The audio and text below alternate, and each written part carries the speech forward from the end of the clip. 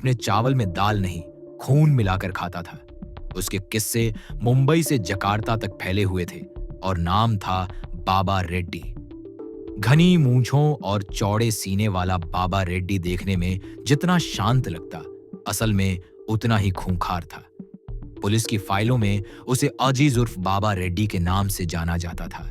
एक ऐसा गैंगस्टर जिसकी कहानी किसी फिल्म से कम नहीं थी। उसका नाम सुनते ही बड़े बड़ों के पसीने छूट जाते थे। खुद को देवी काली का भक्त कहने वाला ये डॉन सचमुच खून का प्यासा था। कहते हैं कि अगर उसे जानवर का ताजा खून नहीं मिलता तो वो खुद को चीर कर अपने खून से चावल खा लेता था। उसके नाम से ही अंडरवर्ल्ड में खौफ पसर जाता था। मगर ऐसे खूंखार इंसान का अंजाम भी उतना ही सनसनीखेज था। बाबा रेड्डी के सफर की शुरुआत एक मामूली देहात से हुई और अंत पुलिस की गोलियों के साथ। यह है उसकी पूरी कहानी, सच्ची घटनाओं पर आधारित, जो किसी थ्रिलर फिल्म से कम नहीं। ये कहानी शुरू होती है आंध्र प्रदेश के नलगोंडा जिले के एक छोटे से गांव तिरिगंडलपल्ली से, जहां एक लड़का पला बढ़ा। उसका नाम था वेंकटेश्वर रेड्डी। बचपन सामान्य गरीबी में बीता, लेकिन किशोरावस्था में ही पिता का साया उसके सिर से उठ गया। परिवार पर आया भार उठाने के लिए वेंकटेश्वर ने हैदराबाद का रुख किया। शहर में आकर वो हैदराबाद के मुशीराबाद इलाके में रहने लगा, जहां जिंदगी की जद्दोजहद ने उसे कम उम्र में ही सख्त बना दिया। हैदराबाद के मुशीराबाद इलाके में जीने के लिए वह छोटी मोटी नौकरी करने लगा, लेकिन जल्द ही वहां की गलियों में आवारा लड़कों की संगत में उसका कदम अपराध की तरफ बढ़ने लगा। स्थानीय भोलकपुर मोहल्ले में रहने वाले नसीर और रहीम जैसे नवयुवकों से उसकी दोस्ती हुई। उन्हीं के साथ उठते बैठते उसने नई राह पकड़ ली। उन्हीं दिनों वेंकटेश्वर ने इस्लाम धर्म के बारे में जाना और अपनी पहचान बदलकर अब्दुल अजीज नाम अपना लिया। 20 फरवरी 1990 की शाम हैदराबाद के इंदिरा नगर इलाके में चारों ओर अफरा तफरी मची थी। हिंदू मुस्लिम दंगों की आग में उस बस्ती की गली गली जल रही थी। उसी अफरा तफरी में नौजवान अजीज, जो कुछ महीनों पहले तक वेंकटेश्वर रेड्डी था, अपने 3 साथियों के साथ एक संकरी गली में घात लगाए बैठा था। दंगे के उन्माद ने उसकी आंखों में खून उतार दिया था। अचानक उन्हें सामने से एक आदमी आता दिखाई दिया। नाम था बलान, जो शायद किसी सुरक्षित स्थान की तलाश में भाग रहा था। भीड़ के शोर शराबे में किसी ने आवाज लगाई, वो रहा, पकड़ो उसे। अजीज ने बिना सोचे समझे अपने हाथ में चमकती छुरी को कसकर पकड़ लिया और बलान पर टूट पड़ा। बलान ने बचाव की भरपूर कोशिश की, लेकिन अजीज और उसके साथियों ने उसे घेर कर जमीन पर पटक दिया। अगले ही पल अजीज की छुरी लाल हो चुकी थी। बलान की चीख उन दंगों की चीख पुकार में दबकर रह गई। कुछ मिनट बाद अजीज हांफता हुआ खड़ा था और नीचे बलान का लहूलुहान शव पड़ा था। यह पहला मौका था जब अजीज रेड्डी ने अपनी हाथों से किसी की जान ली थी। शहर में इस वारदात से सनसनी फैल गई और पुलिस चौकन्नी हो गई। अजीज समझ चुका था कि अब गिरफ्तारी करीब है, इसलिए वो फौरन हैदराबाद से फरार हो गया। बताया जाता है कि उसने नकली दस्तावेजों के सहारे सऊदी अरब की उड़ान भर ली और तकरीबन 5 महीने तक वहीं पनाह लिए रहा। कुछ महीनों बाद हालात ठंडे होने पर वह हैदराबाद लौट आया और फिर से अपने गैर कानूनी कामों में जुट गया। लेकिन अजीज के इरादे अब हैदराबाद से आगे निकलने के थे। बड़े शहर में बड़ा खेल खेलने की चाहत उसे मुंबई खींच ले गई। साल 1991 में एक परिचित हाजी भाई उसे मुंबई ले गया। वहां पहुंचकर अजीज ने पहले शिवसेना के एक ट्रेड यूनियन नेता गुरुनाथ कोट का अंगरक्षक बनने का काम पकड़ा।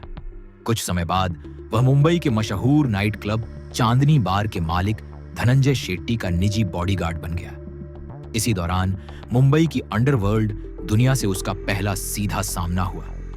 चेंबूर के एक बार में अजीज की हट्टी कट्टी काया और बेखौफ तेवरों पर एक लोकल डॉन डिंपल दादा की नजर पड़ी। डिंपल दादा ने अजीज को अपने गैंग में शामिल कर लिया और पहला टास्क दिया।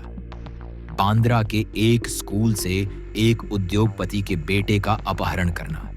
इनाम था 1 लाख रुपए की बड़ी रकम। अगले ही हफ्ते अजीज ने अपने एक साथी के साथ मिलकर उस बच्चे की रेकी शुरू की। रोज सुबह वह स्कूली वैन को पीछा करता, बच्चे की दिनचर्या पर नजर रखता। एक दिन वह मौका आया जब वे अपहरण को अंजाम देने स्कूल के बाहर पहुंचे। दोपहर की छुट्टी के वक्त जैसे ही बच्चा स्कूल से बाहर निकला, अजीज ने आगे बढ़कर उसे दबोचने की कोशिश की। तभी बच्चे के साथ चल रहे सुरक्षा गार्ड चौकन्ने हो गए। वहां मौजूद लोगों ने शोर मचा दिया। हालात बिगड़ते देख अजीज घबरा गया। लोगों की भीड़ और स्कूल के गार्ड्स को अपनी ओर दौड़ते देख उसने बच्चे को छोड़ दिया और उल्टे पांव भाग निकला। कुछ ही देर में वह स्कूल की गली से ओझल हो चुका था। यह मिशन नाकाम रहा और अजीज को एहसास हो गया कि मुंबई पुलिस अगर उसे पकड़ ले तो छोटा राजन भी उसे नहीं बचा पाएगा। वह बिना देर किए मुंबई से भागकर वापस हैदराबाद की राह पर था। लेकिन यह पहला ही मिशन अजीज के लिए बुरा सपना साबित हुआ। अपहरण की साजिश नाकाम रही और पुलिस को भनक लगने का खतरा था। नतीजतन अजीज चुपचाप मुंबई से भागकर वापस हैदराबाद लौट आया। कुछ समय वह हैदराबाद में दुबका रहा, मगर अपराध की दुनिया का कीड़ा उसके अंदर फिर कुलबुलाने लगा। 1992 से 1993 में मुंबई में भड़के सांप्रदायिक दंगों ने पूरे शहर को हिला दिया। अजीज रेड्डी इस मारकाट में भी पीछे नहीं रहा। आरोप है कि दंगों के दौरान उसने बदले और नफरत की आग में कई लोगों को मौत के घाट उतारा, दर्जनों को घायल कर दिया। खास तौर पर मुस्लिम बस्तियों में उसके हाथ खून से रंगे गए। एक घटना में अजीज ने दंगाई भीड़ के साथ मिलकर एक दुकान में आग लगा दी और बाहर भागते एक बुजुर्ग पर गोली चला दी। ऐसे ही कई काले कारनामे उसने उन दंगों की आड़ में किए। इन वारदातों पर उसे पुलिस ने गिरफ्तार भी किया, लेकिन सितंबर 1993 में जमानत मिलते ही अजीज फिर मुंबई की अंधेरी गलियों में वापस उतर आया। जमानत पर छूटने के बाद कुछ वक्त तक अजीज के पास ठिकाना और रोजगार दोनों की तंगी थी। पेट पालने के लिए वह मुलुंड की एक बदनाम बियर बार में काम करने लगा, जहां अंडरवर्ल्ड के छोटे बड़े गुर्गों का आना जाना लगा रहता था। उसी बार में उसकी मुलाकात संजय घाटी और विजू शेट्टी से हुई, जो उस समय कुख्यात डॉन छोटा राजन के शार्प शूटर माने जाते थे। छरहरे लेकिन फौलादी जिस्म और बेखौफ अंदाज वाले अजीज पर इन गैंगस्टरों की नजर पड़ी और उन्होंने उसे अपने गिरोह में शामिल कर लिया। अब अजीज उर्फ बाबा रेड्डी छोटा राजन के लिए खून की होली खेलने को तैयार था। उसने ताबड़तोड़ सुपारी लेकर दुश्मनों को ठिकाने लगाना शुरू कर दिया। पुलिस रिकॉर्ड के मुताबिक कुछ ही सालों में वह दर्जनों हत्या मामलों में संदेह के घेरे में था। उसकी बेहरमी और खूंखारपन ने अंडरवर्ल्ड में उसका खौफ जमा दिया। वह छोटा राजन के गैंग का सबसे महंगा कॉन्ट्रैक्ट किलर बन चुका था। हर सुपारी किलिंग के लिए 30 से 50 हजार रुपए तक लेता था। इसके अलावा रंगदारी वसूल कर अलग से भी कमाई करता था। खून खराबा उसके लिए मानो खेल बन गया था। 1993 में मुंबई में हुए सिलसिलेवार बम धमाकों के बाद छोटा राजन ने अपने तरीके से बदला लेने की ठानी। उसने अजीज उर्फ बाबा रेड्डी को एक खास मिशन पर लगाया, उन धमाकों के कथित साजिशकर्ताओं को मौत की सजा देना। बाबा रेड्डी ने एक एक करके ऐसे कई लोगों को तलाश कर उन्हें मौत के घाट उतार दिया। कहा जाता है कि इन हत्याओं में करीब 8 लोग उसके निशाने का शिकार बने। इन मिशनों ने अजीज को अंडरवर्ल्ड में और भी खूंखार नाम दिला दिया। मुंबई में अजीज रेड्डी ने एक के बाद एक सनसनीखेज वारदातों को अंजाम दिया। एक दिन भरी दोपहर में शहर के एक नामी बिल्डर की कार ट्रैफिक सिग्नल पर रुकी थी। अचानक एक मोटरसाइकिल कार के पास आकर रुकी। पीछे बैठा शख्स हेलमेट में था। वो अजीज रेड्डी था। इससे पहले कि बिल्डर कुछ समझ पाता, अजीज ने रिवॉल्वर निकालकर कार की विंडो से 2 गोली दाग दी। कांच टूट गया और बिल्डर की मौके पर ही मौत हो गई। गोलियों की आवाज से भगदड़ मच गई और अजीज बाइक पर हवा हो गया। कभी किसी और उद्योगपति पर बम से हमला कराया। एक जूता कंपनी के डायरेक्टर को मौत के घाट उतारने का इल्जाम भी उस पर आया। शिवसेना के स्थानीय नेता मनोहर झिंगारे की हत्या में भी उसका नाम उछला। यहां तक कि दुश्मन गैंग के गुर्गे और एक अन्य डॉन के खास आदमी को भी उसने मौत की नींद सुला दिया। मुंबई की अपराध दुनिया में शायद ही कोई ऐसा कोना बचा था जहां बाबा रेड्डी का खौफ न हो। अंडरवर्ल्ड में अजीज रेड्डी को लेकर अजीब अजीब कहानियां फैली थीं। कहते हैं कि वह कच्चा मांस खाता और चावल में दाल की जगह जानवरों का ताजा खून मिलाकर खाता था। यहां तक कि अगर उसे किसी दिन जानवर का खून न मिले तो वो अपने शरीर को ब्लेड से काटकर अपने ही खून से अपनी भूख मिटा लेता था। ये बातें सुनकर उसके साथी तक सिहर जाते थे। बाद में जब वो पुलिस हिरासत में गया तो दूसरे कैदी उसके साथ बैरक में रहने से डरते थे कि कहीं वह उनका खून न पी जाए। धर्म को लेकर उसका रवैया भी अजीब था। बाकी कई गैंगस्टर ऊपर से धर्मनिरपेक्ष बनने की कोशिश करते थे, मगर अजीज उर्फ बाबा रेड्डी खुलेआम खुद को कट्टरपंथी कहने में शर्म महसूस नहीं करता था। वह अक्सर कहता कि वह माता काली का उपासक है और दुश्मनों का खून बहाना धर्म युद्ध से कम नहीं समझता। लेकिन किस्मत को शायद इस खूनी खेल में एक अजीब मोड़ लाना था। मार काट के बीच भी अजीज अपने भीतर एक खालीपन महसूस करता था, जिसे भरने के लिए वह मंदिरों और दरगाहों के चक्कर लगाने लगा। मुंबई के माहिम इलाके में स्थित सिटला देवी मंदिर में वह अक्सर पूजा करने जाया करता था। एक दिन उसी मंदिर के बाहर उसे एक लड़की दिखी। गुमसुम तेज कदमों से कहीं जा रही थी, मानो दुनिया से बेखबर। अजीज की नजर उस पर ठहर गई। उसने पीछा किया तो देखा कि लड़की पास की मखदूम शाह दरगाह की तरफ जा रही है। वहां पहुंचकर वह मन ही मन कुछ प्रार्थना करती रही। अजीज उस लड़की के चेहरे की चमक और अजीब से सुकून से खींचता चला गया। कुछ दिनों तक वह उसे दूर से देखता रहा, फिर हिम्मत जुटाकर एक दिन बात करने की कोशिश की। लड़की का नाम शाहनाज था और वह मुसलमान थी। अजीज ने जब उससे अपने दिल की बात कही तो शाहनाज ने गंभीर लहजे में कहा, अगर तुम्हें मुझसे शादी करनी है तो तुम्हें इस्लाम कबूल करना होगा। मैं एक गैर मुस्लिम से निकाह नहीं कर सकती। उस पल अजीज ने बिना झिझक जवाब दिया, तुम्हारे लिए यह भी मंजूर है। आज से मेरा मजहब वही होगा जो तुम्हारा है। प्यार में डूबे अजीज ने बिना सोचे समझे शाहनाज की शर्त मान ली। जल्द ही उसने मुस्लिम रीति रिवाज से इस्लाम धर्म अपनाया और नया नाम रखा गया अब्दुल अजीज। शाहनाज से उसका निकाह हो गया। अजीज के इस रूपांतरण ने हर किसी को चौंका दिया। जो शख्स कल तक खुद को कट्टर हिंदू योद्धा बताकर दंगों में खून बहा रहा था, उसने प्यार के खातिर पलक झपकते अपना मजहब बदल डाला। मुंबई क्राइम ब्रांच के अफसर भी हैरान थे कि जिसे वो खूंखार दरिंदा समझते थे, वो असल में इतना मौका परस्त निकला। बाद में जांच अधिकारी कहते पाए गए कि धर्म और हैवानियत दोनों को ही अजीज ने महज मुखौटा बना रखा था। जरूरत पड़ी तो कट्टरपंथी बन गया और फायदा हुआ तो मुसलमान भी बन गया। वास्तव में पुलिस हिरासत में वह उतना ही दब्बू और शांत निकला जितना कोई आम अपराधी होता है। हालांकि शाहनाज को उम्मीद रही होगी कि निकाह के बाद अजीज की जिंदगी सुधर जाएगी, लेकिन ऐसा कुछ नहीं हुआ। शादी के बावजूद अजीज रेड्डी का जुर्म का सफर बदस्तूर जारी रहा। वह अब भी भाई लोगों के इशारों पर खून खराबा करता रहा और अंडरवर्ल्ड में अपनी धाक बढ़ाता गया।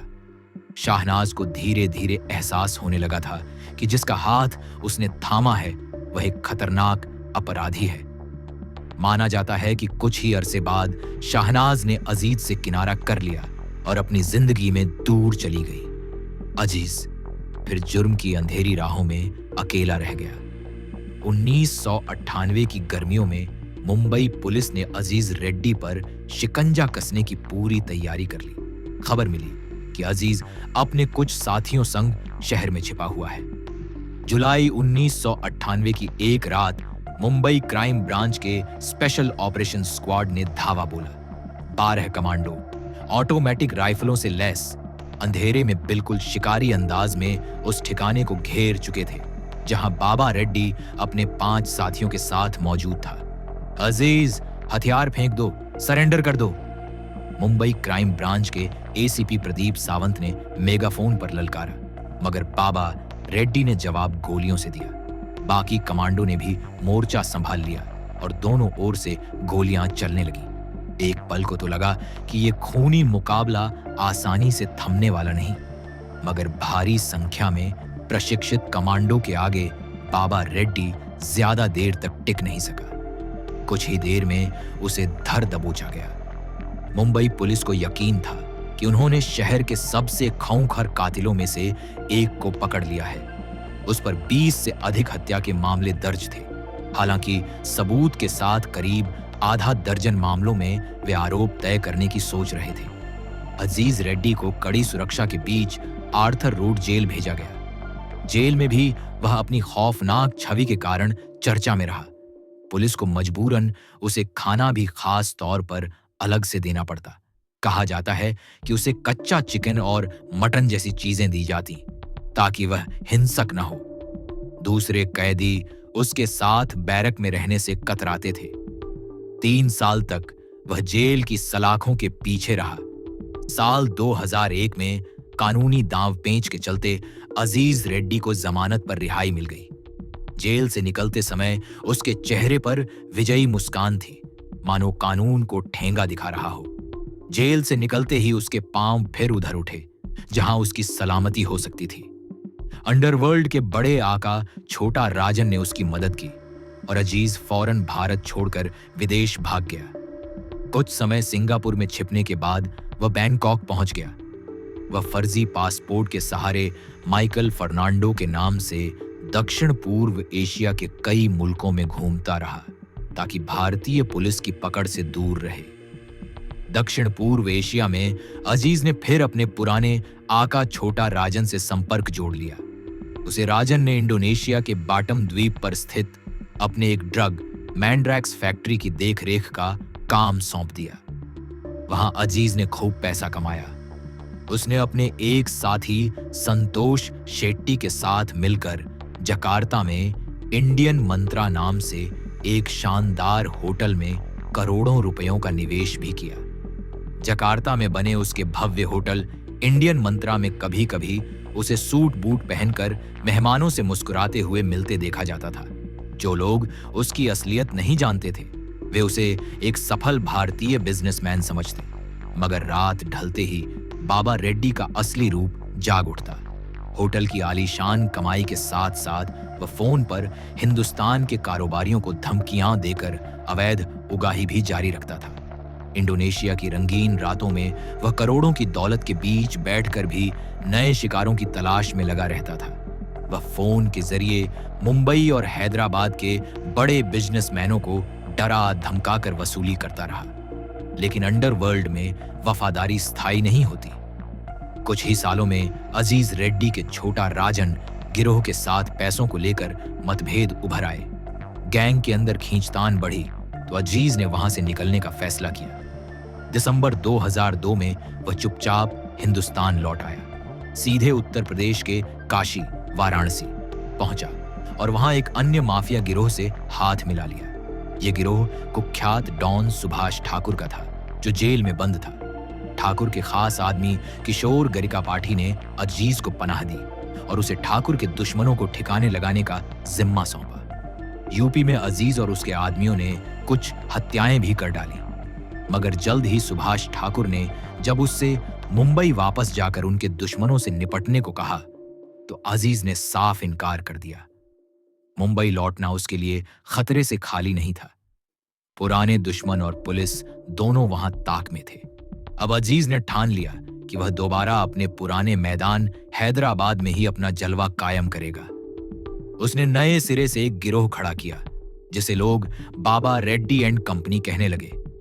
हैदराबाद और आसपास के इलाकों में उसने जमीनों के झगड़े निपटाने का धंधा शुरू किया। जाहिर है, जिसकी जमीन कब्जा करनी हो या विवाद सुलझाना हो, बाबा रेड्डी अपने गुर्गों संग पहुंच जाता और ताकत के दम पर सेटलमेंट कराता। इसके बदले मोटी रकम वसूलता। साथ ही शहर के व्यापारी, सट्टेबाज, यहां तक कि फिल्म इंडस्ट्री से जुड़े लोग भी उसकी हिट लिस्ट पर थे। उन्हें धमकी भरे फोन करके रंगदारी मांगी जाती। जिसने पैसा नहीं दिया उसे अंजाम भुगतने की धमकी दी जाती थी। धीरे धीरे हैदराबाद में बाबा रेड्डी का जाल फैलने लगा, लेकिन इस बार पुलिस भी सतर्क थी। 2004 के जून महीने में पुलिस को खुफिया खबर मिली कि बाबा रेड्डी अपने कुछ साथियों के साथ शहर में बड़ी वारदात की फिराक में है। एक दिन पुलिस ने उसकी गैंग के 3 सदस्यों को हथियारों के जखीरे के साथ रंगे हाथ पकड़ लिया। पूछताछ में पता चला कि बाबा रेड्डी कहां छिपा है। जल्द ही पुलिस की एक विशेष टीम ने जुबली हिल्स के फिल्म नगर इलाके में स्थित एक ठिकाने पर धावा बोला, जहां बाबा रेड्डी के मौजूद होने की खबर थी। कहा जाता है कि वहां मुठभेड़ जैसी स्थिति पैदा हुई और कुछ गोलियां चली। आखिरकार पुलिस ने उसे शहर के माचा बोल्लारम इलाके के एक मकान से गिरफ्तार करने में सफलता पाई। बाबा रेड्डी और उसके साथियों के पास से अत्याधुनिक विदेशी पिस्तौलें और हथियार बरामद हुए। इस गिरफ्तारी के बाद हैदराबाद पुलिस ने चैन की सांस ली। बाबा रेड्डी पर हैदराबाद में भी कई संगीन मुकदमे दर्ज हुए। हत्या, अवैध हथियार, रंगदारी जैसे आरोपों में केस चला, मगर गवाहों को अदालत तक लाना आसान नहीं था। दरअसल 2006 में सबूतों के अभाव में अदालत ने बाबा रेड्डी और उसके साथी अभियुक्तों को बरी कर दिया।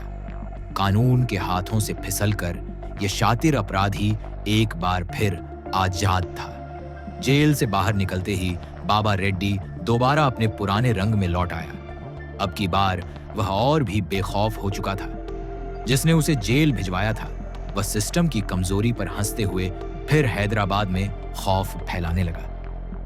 हैदराबाद के उस फिल्म प्रोड्यूसर निखिल रेड्डी के फोन पर एक शाम घंटी बजी। रिसीवर उठाते ही सामने से भारी आवाज आई, मैं बाबा रेड्डी बोल रहा हूं, पहचाना? निर्माता के माथे पर पसीना छलक आया। वो कुछ बोल पाता उससे पहले दूसरी ओर से खौफनाक हुक्म मिला, 1 करोड़ रुपए तैयार रखो। अगर पैसे नहीं पहुंचे तो अंजाम सोच भी नहीं सकते। अगली कॉल पर जगह बताई जाएगी। पुलिस को खबर की तो सीधा कब्रिस्तान पहुंचोगे। फोन कट चुका था और निखिल के हाथ कांप रहे थे। निखिल ने हिम्मत दिखाकर पुलिस में शिकायत कर दी। इस शिकायत के बाद पुलिस ने चुपचाप बाबा रेड्डी की गतिविधियों पर नजर रखना शुरू कर दिया। 30 अप्रैल 2008 की आधी रात हैदराबाद के पॉश जुबली हिल्स इलाके में रोड नंबर 46 पर सन्नाटा पसरा था। एक काली इनोवा गाड़ी सड़क किनारे आकर रुकी। उस गाड़ी में बाबा रेड्डी अपने 3 विश्वास पात्र गुर्गों के साथ था। वे वहां एक बिल्डर से वसूली की रकम लेने आए थे। यह उनसे मिलने वाली सेटिंग का अड्डा था। उन्हें भनक नहीं थी कि पुलिस पहले से ही घात लगाए बैठी है। खुद शहर के पुलिस कमिश्नर ब्यार्जी प्रसादा राव इस ऑपरेशन की निगरानी कर रहे थे। पुलिस को पहले ही मुखबिर से इशारा मिल चुका था कि बाबा रेड्डी इसी रास्ते से आने वाला है। जैसे ही इनोवा आकर रुकी, आसपास अंधेरे में छुपी पुलिस टीम ने अपनी पोजीशन ले ली। कुछ मिनट बाद एक सिपाही ने पास जाकर टॉर्च की रोशनी गाड़ी पर डाली। रुको, पुलिस! बाबा रेड्डी के आदमियों ने चौंक कर देखा तो चारों ओर बंदूकधारी पुलिस को पाया। अचानक एक गुर्गे ने घबराकर फायरिंग शुरू कर दी। देखते ही देखते गोलियों की आवाज रात की खामोशी चीरने लगी। बाबा रेड्डी खुद भी फुर्ती से गाड़ी से उतरा और 9 mm पिस्टल निकालकर अंधाधुंध गोलियां बरसाने लगा। एक गोली एक पुलिस कांस्टेबल के सिर के पास से सनसनाती हुई निकल गई। जवाब में पुलिस ने भी गोलियां चलाईं। कुछ सेकंड की भीषण गोलीबारी के बाद सड़क पर सन्नाटा छा गया। बाबा रेड्डी सीने पर गोलियां खाकर वहीं ढेर हो चुका था। उसके बाकी साथी अंधेरे का फायदा उठाकर वहां से भाग निकले। रात के अंधेरे में सड़क पर गिरा वो शख्स कभी दक्षिण भारत के उस छोटे से गांव का वेंकटेश्वर था, जिसने जुर्म की खौफनाक दास्तान लिख डाली। अब पुलिस की जीपों की लाइट में बाबा रेड्डी का खत्म हो चुका शरीर दिखाई दे रहा था। जिस खून को वो कभी चाव से चावल में मिलाकर खाता था, आज वही खून उसके जिस्म से बहकर सड़क को लाल कर रहा था। पुलिस ने रात भर घटनास्थल को सुरक्षित रखा और सुबह होने पर पंचनामा की कार्रवाई की गई। बाबा रेड्डी की लाश पोस्टमार्टम के लिए उस्मानिया अस्पताल भेज दी गई। चौंकाने वाली बात यह रही कि इस कुख्यात गैंगस्टर की मौत के बाद उसका शव लेने कोई नहीं आया। न कोई परिवार का सदस्य, न दूर का रिश्तेदार, किसी ने दावा नहीं किया। पुलिस ने मृत शरीर को मुर्दा घर में सुरक्षित रखवा दिया। नियमानुसार अगर 1 हफ्ते तक कोई अपना शव लेने नहीं आता तो प्रशासन खुद उसके अंतिम संस्कार का इंतजाम करता। बाबा रेड्डी जैसे खूंखार शख्स का अंत यूं बेनाम और अकेलेपन में हुआ।